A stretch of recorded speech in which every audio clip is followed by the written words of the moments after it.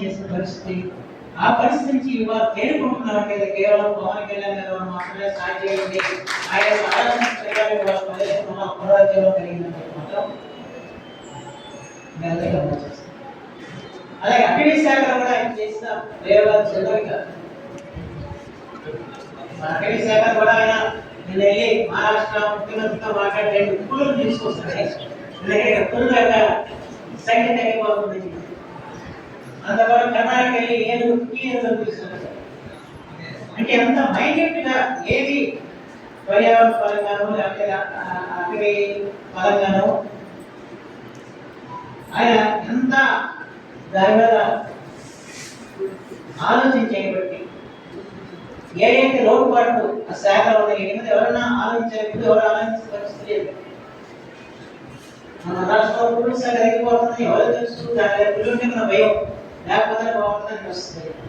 అలాంటి చోట పురుషుల సంఖ్య తగ్గకూడదు అందులో పురులు మహారాష్ట్ర అలా కిక్కి ఏంటంటే అది చాలా కంట్రోల్ చేస్తాయి. వాటిని తీసుకొచ్చారు కర్ణాటక. అలాగే మన అటవీ శాఖని మన పునరుద్ధరణ కలిగించారు. వాళ్ళ కోట్లాది మొక్కలు నాటి పర్యావరణాన్ని కాపాడాలని చెప్పిన దిశలో ప్రయత్నం చేస్తాం. మనోనిత విత్తనాలు ఆయన తయారు చేసి డ్రోన్ల ద్వారా పెద్దదేసి మొక్కలు పొందడానికి ఇలాంటి అనేక రకాల ప్రయత్నాలు చేస్తారు. అంటే దాన్ని ఏ శాఖ చేపట్టినా ఆ శాఖ ప్రజల కోసం తీసుకున్న శాఖ తప్ప స్వార్థం కోసం దానికి ఇవ్వడానికి ప్రయోజనం ఉండదు. మా ప్రయోజనం రెండోదంటే వర్తించిన పర్యావరణం గురించి ఆలోచించాలి. ఒకప్పుడు మనల్ని సమాజాన్ని రక్షించడానికి ప్రయత్నం చేస్తాడు తప్ప వ్యక్తిని సంరక్షించి సమాజాన్ని ఇచ్చిన చేయాలని పాలన చేసే నాయకుడు కాదు పవన్ కళ్యాణ్ విషయం. అంటే మనకి ఏ పదవి ఇచ్చినా ఏ బాధ్యత ఇచ్చినా మనం ఎంతో జాగ్రత్తగా గౌరవించాల్సి వస్తుంది. పదాన్ని అలంకారంగా భావిస్తారు లేదా పదవి హోదాగా భావిస్తారు. కానీ పదవి బాధ్యత అని చెప్పి కార్యక్రమం పెట్టిన నాయకుడు పవన్ కళ్యాణ్ పదవులతో బాధ్యత ఎంత ఇచ్చారు. పదవి కూర్చున్న పదవి బాధ్యత కార్యక్రమం పదవులను మనం బాధ్యతగా భావించి మనకి ఇచ్చిన పదవి ద్వారా మన సమాజానికి ఏం చేయగలుగుతున్నాం, ప్రజలకు ఏం చేయగలుగుతున్నారో ఆలోచించుకోక దాన్ని ఉపయోగించుకుంటే ఏదో మాకు హోదా వచ్చేసింది అని చెప్పి లాభదాయకంగా మన ముందుకు వెళ్ళకూడదన్న భావన వారు వ్యక్తం చేయడం జరిగింది. దాన్ని మాత్రం ప్రతి ఒక్కరు గుర్తుంచుకోవాల్సి వస్తుంది. నేను అమెరికలో దర్శనం పెట్టి అనుమతి చేయించడం చెప్పారు. డీజేలో పెట్టేసి సినిమా పాటలు వేసి భక్తి వాతావరణాన్ని కలుషితం చేస్తున్నారని చెప్పి మాట్లాడటం జరిగింది. అనుమతి ఆయన అదే విషయం మాట్లాడారు. ఇక్కడ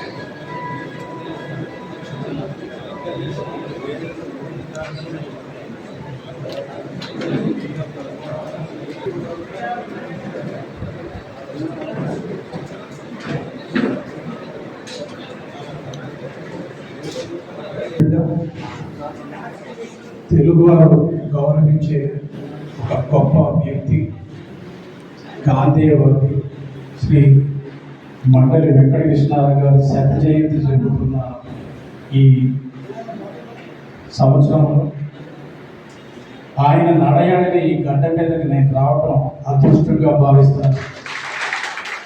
ఆ మహోన్నత వ్యక్తికి అంజలి ఘటిస్తూ